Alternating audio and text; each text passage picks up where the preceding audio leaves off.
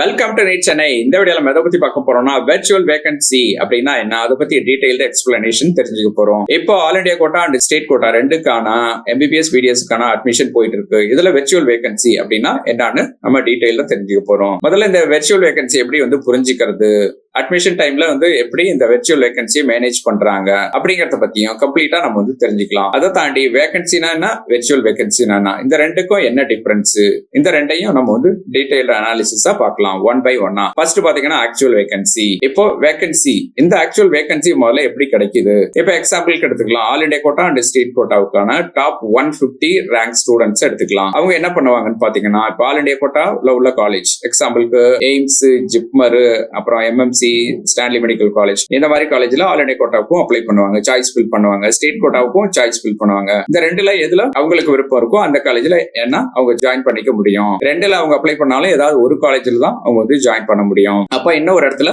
Join பண்ண முடியாது. அந்த இடம் தான் வேகன்சி. இதைத்தான் நம்ம ஆக்சுவல் வேகன்சி அப்படின்னு சொல்றோம். அடுத்தது வெர்ச்சுவல் வேகன்சி. இந்த வெர்ச்சுவல் வேகன்சி அப்படின்னா என்ன, இப்ப எக்ஸாம்பிளுக்கு ஒரு ஸ்டூடெண்ட் எடுத்துக்கங்க. அவங்க ரவுண்ட் 1ல அவருக்கு சீட் கிடைச்சிச்சு, நாமக்கல் மெடிக்கல் காலேஜ் சீட் கிடைச்சிச்சு, அதுல ஜாயின் பண்ணிட்டார். இப்ப அடுத்தது ரவுண்ட் 2 நடக்க போது. அந்த ரவுண்ட்லயும் ஒரு 2ல ஒரு பார்ட்டிசிபேட் பண்ணலாம். அதாவது ரீஅலாட்மெண்ட், அது அப்கிரேட் அப்படின்னு சொல்றோம். அப்ப அப்கிரேடுக்காக அவர் என்ன பண்ணுவாருன்னா சாய்ஸ் ஃபில் பண்ணுவார். அப்ப அவருக்கு என்ன ஆப்ஷன் காட்டும்னா, உங்களுக்கு இந்த நாமக்கல் காலேஜ் அவர் ஜாயின் பண்ணிருக்கலாம், அதை தவிர மீதி எல்லா காலேஜும் ஆப்ஷனா காட்டும். அப்ப அவர் சாய்ஸ் ஃபில் பண்ணிருப்பாரு. இப்போ இதுதான் வெர்ச்சுவல் வேகன்சி. இப்போ ஆல்ரெடி அவர் ஜாயின் பண்ணிட்டாரு, கன்ஃபார்ம் சீட்டு. இப்போ நீங்க அடுத்த ரவுண்டுக்கு போறதுக்காக அவர் ஆப்ஷன் போட்டிருக்காரு. அப்போ அந்த டைம்ல என்னன்னா இவர் சீட்டை வெர்ச்சுவல் வேகன்சியா காமிக்கும். இதுதான் வெர்ச்சுவல் வேகன்சி. அதாவது ஃபர்ஸ்ட் ரவுண்ட்ல சில ஸ்டூடெண்ட்ஸ் அட்மிஷன் கிடைக்காம, அதாவது சீட்டு கிடைக்காம வெயிட்டிங் லிஸ்ட் இருப்பாங்க. இப்ப அவங்க வருவாங்கல்ல, செகண்ட் ரவுண்ட் அவங்கள அப்ளை பண்ணிருப்பாங்கல்ல, அப்ப அவங்களுக்கு இவரோட சீட் வேகன்சியா காமிக்கும். சோ அப்ப ஆனா இவருக்கு காமிக்காது, ஏன்னா இவர் ஆல்ரெடி அந்த சீட்ல தான் ஜாயின் பண்ணிருக்காரு. சோ அப்ப இந்த மாதிரி இப்போ ஒருவேளை இவருக்கு ரவுண்ட் 2ல இவருக்கு சீட் கிடைச்சிருச்சு, இதோட பெட்டர் காலேஜ் கிடைச்சிச்சுன்னா அவர் இந்த சீட்டை ரிசைன் பண்ணிட்டு போயிடுவாரு. அப்ப இந்த இடம் காலி ஆயிடும் இல்லையா,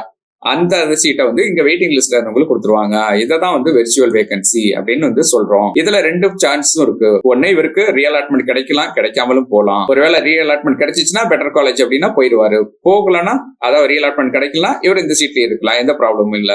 அப்ப ரீஅலாட்மெண்ட் கிடைக்கிற அந்த சாய்ஸ் ஃபில் பண்ணிருக்க டைம் தான் இவரோட சீட்டை வெர்ச்சுவல் வேகன்சி அப்படின்னு சொல்றோம். சோ அப்போ இவருக்கு சீட்டு கிடைக்கலாம், அந்த சீட் போயிடும். அப்போ ஆக்சுவல் வேகன்சியா அது மாறிடும், இவருக்கு எந்த ப்ராப்ளமும் வராது.